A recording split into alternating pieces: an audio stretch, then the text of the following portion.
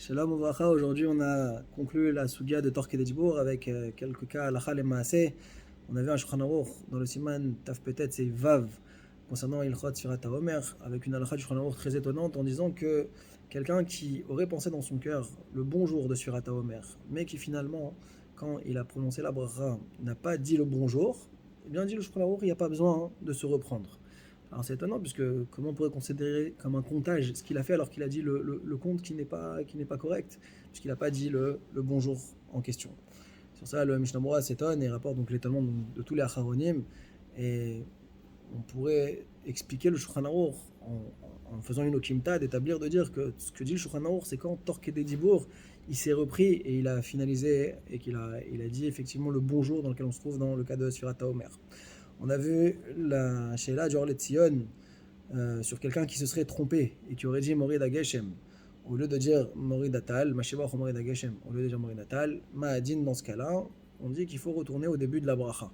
Sur ça, on pose la question, mais pourquoi on n'aurait pas l'occasion de se reprendre Torquay Dibour, comme on a toujours vu que Torquay Dibour ça annule, c'est comme quelqu'un qui s'est trompé, pourquoi on ne reviendrait pas en arrière?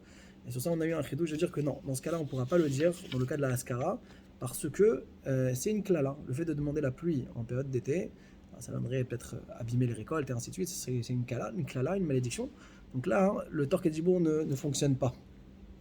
Le Alichot Shlomo précise que tout ce qui est marqué ici, que ça ne marche pas à Torquay Dibour, c'est uniquement pour la Haskara, c'est-à-dire pour la bracha numéro 2 dans la Hamida, qui est en tant que louange. Là, ça ne marche pas. Par contre, si on est dans la She'ela, dans la bracha de Barchenu et qu'on a dit Barechalenu, alors là, Torquay Dibour, on pourrait se reprendre parce que c'est pas au même niveau, c'est pas considéré comme une klala, c'est simplement une erreur classique où on peut se reprendre Torquay Dibour.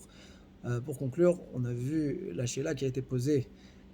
Quelqu'un qui ferait une mitzvah, par exemple, il met cette filine et il a parlé même un mot après avoir fait la bracha, alors il doit recommencer la bracha.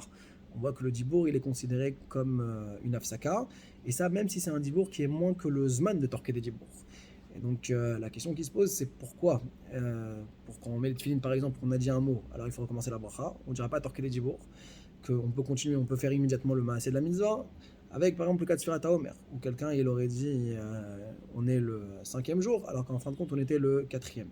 La réponse à cette question, c'est que dans un cas, il a été Messiach Da'ato. Quand il s'est interrompu pour dire bonjour à quelqu'un, même s'il a juste dit bonjour, c'est déjà suffisant pour être un Esech Hadat. Par contre, la personne qui s'est trompée concernant le compte de Sfirat HaOmer et qui a dit un mauvais jour et qui s'est reprise immédiatement, elle est restée dans le même contexte. Et donc, dans ce cas-là, c'est pour ça que dans Sfirat HaOmer, on dira que le Torquay Dibour fonctionne. Chazak ou Baruch, Shabbat Shalom.